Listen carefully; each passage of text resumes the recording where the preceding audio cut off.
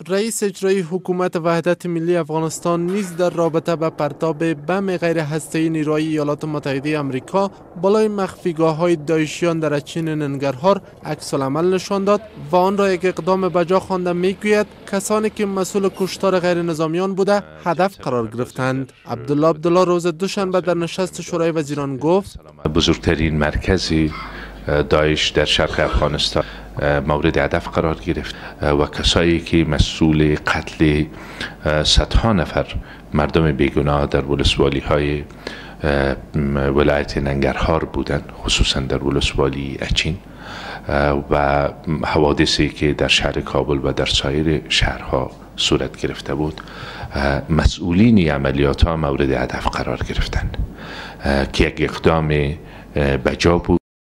پس از حمله بمی اخیر در اچین، HR مکمستر مشاور امنیت ملی رئیس جمهور آمریکا از کابل بازدید کرد. آقای مکمستر در صحبت با برخی رسانه‌ها در توجیه به پرتاب این بم به کارنامه‌های داعش در افغانستان اشاره کرد و گفت امریکا وجود چنین گروه‌ها را تحمل نخواهد کرد. اردوی امریکا روز پنجشنبه گذشته از بزرگترین بم غیر هسته‌ای خود که مادر همه بم‌ها نامیده می شود مخفیگاه داعشیان در اچین ننگرهار را هدف قرار داد که در نتیجه نزدیک به 100 عضو داعشی کشته شدند.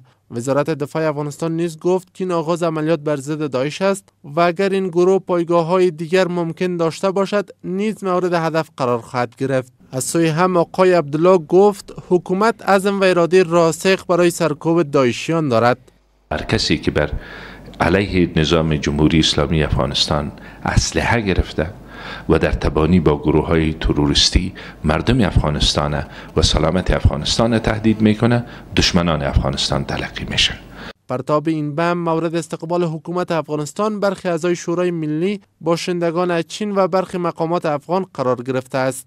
از سوی هم زلمه وردک کارشناس نظامی به رادیو آزادی گفت باید لانه‌های تمامی دهشت افغانان از سوی قوای مسلح افغان و متحدانشان از بین برده شود.